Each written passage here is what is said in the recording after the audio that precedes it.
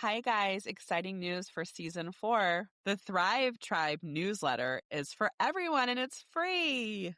To sign up for our newsletter and to get more out of Chasing Brighter and engage with our amazing community, go to chasingbrighter.com/newsletter to get the latest updates. And every month we have freebies, so check it out.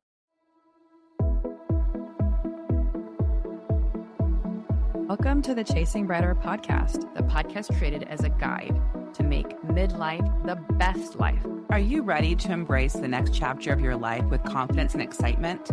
Your best life is just a listen away.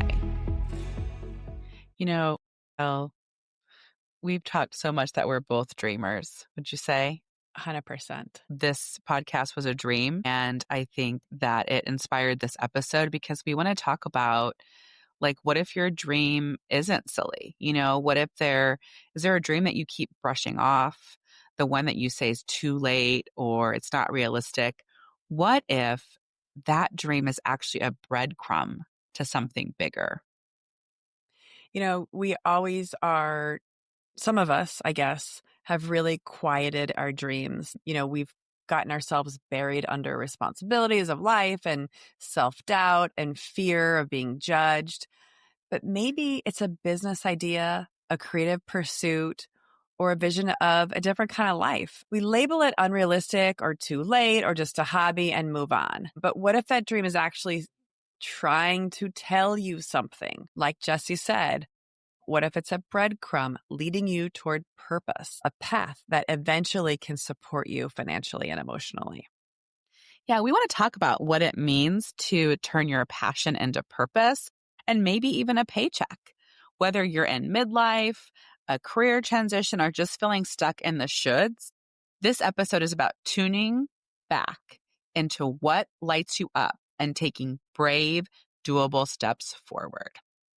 As we approach this topic, we want to talk about the difference between hobbies, side hustle, and soul work. So not everything we love has to become a business, but some things could. Hobbies are fun. It's a means of self-expression, and they don't need to be monetized. They serve a valuable role in your life and kind of bringing you fulfillment just as they are. A side hustle, it's something that you do alongside your main work, and you're exploring interests, and maybe you're generating a little extra income. And soul work is something deeper. It's that alignment. This is what I'm meant to do. It energizes you, grows you, and connects you to something beyond yourself. So knowing where your passion fits right now helps you give it the attention it deserves without unnecessary pressure. I have like a hobby that I did for a while when my children were younger, where I was crocheting little hats, little beanies. Yes. And I was having fun, and it was a form of self-expression. And then people started taking orders. Kelly has a friend that owns a small business, and I gave them to her to sell at her business. And that took away the fun for me. And I didn't have the intention for it to be a side hustle. I didn't have the intention to make money. And so I had to pull back a little bit. And so I think that was a great experience for me to kind of explore, what is this about? And I think that I love it. And I still crochet and I make blankets and I do all kinds of things. And I just being able to know, what bucket it goes into takes the pressure off, like what we're talking about, right? It's unnecessary pressure sometimes. Yes. Yes. And then, there's this fear of judgment, the fear of failure that kind of keeps us stuck. And so, we silence our dreams in a lot of ways, not because we don't believe in them, but we're afraid of what others might think. And we're afraid of maybe them not being successful. Like, what if I fail? What if I'm not good enough? What if people laugh? What if it's something that's already been done before? And is there space for me? That's sometimes what I think about too. But, that fear of visibility, of failure, of not doing it perfectly, it really keeps us frozen. And here's the truth. Every big thing starts messy. Nothing is easy. And every person you admire once felt that exact same way. So you don't need to be fully confident. You just need the courage to begin. And I think that's really such a critical part of the whole thing. You know, even for Jesse, you and I, like a lot of people really admire people who start their own business and do their own thing and don't feel like they could do it. And we just did it. We started a podcast. We just did it. It really Yeah. took the courage to do it. I think that what I found as I've gotten older is I don't know if I'm ever afraid people are going to laugh at me, because what I'm finding more and more is there's admiration in just taking that step and having the courage to do it. You know, I don't know Yeah, if you I'm feel that not way. a what ifer. I don't have anxiety, so I'm not a what ifer. Um, and I don't care if I fail. What do they say? Like, right, you miss 100% of the shots you don't take. And there's that study out there about Michael Jordan, how many shots he missed. Have you heard that? Michael Jordan said that he missed more than 9,000 shots in his career. And that's not anything we're thinking about, right?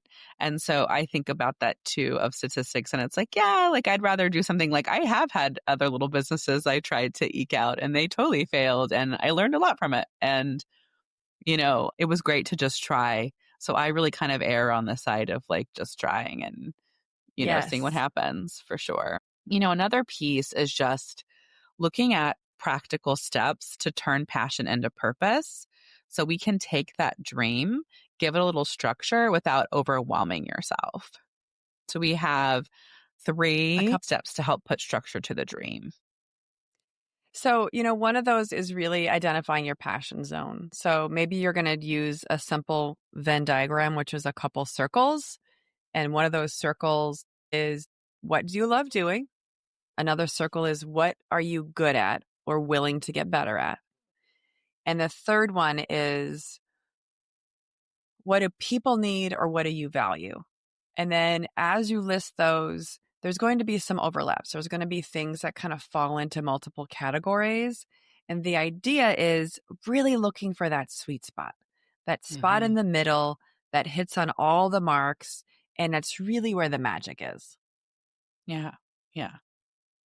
You can start really small. Okay. So start small. Share your art on social media. Offer to help a friend with your skill. Host a mini workshop.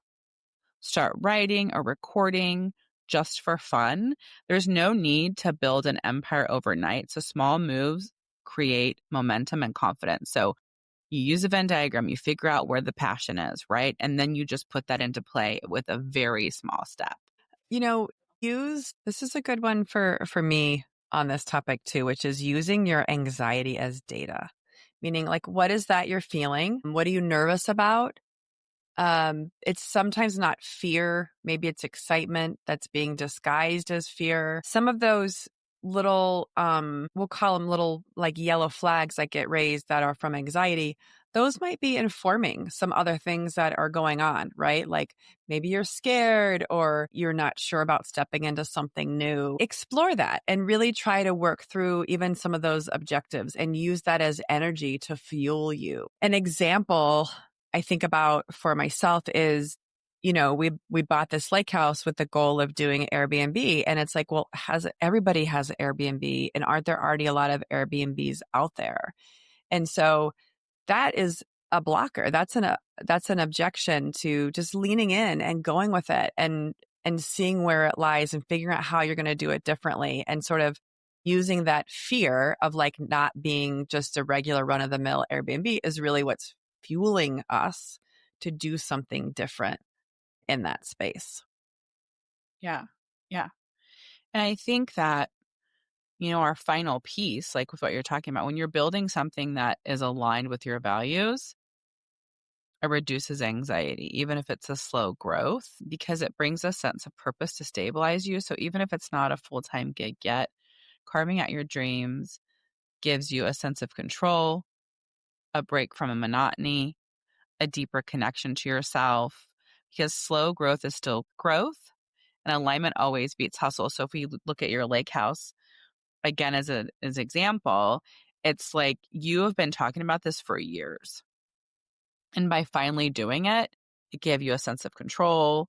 I mean, I think for you, do you think it breaks up the monotony? Like it gives you guys purpose and things to do on a weekend when you don't have something? Do you Yeah, feel I like you have also a think pull to it's get to the lake?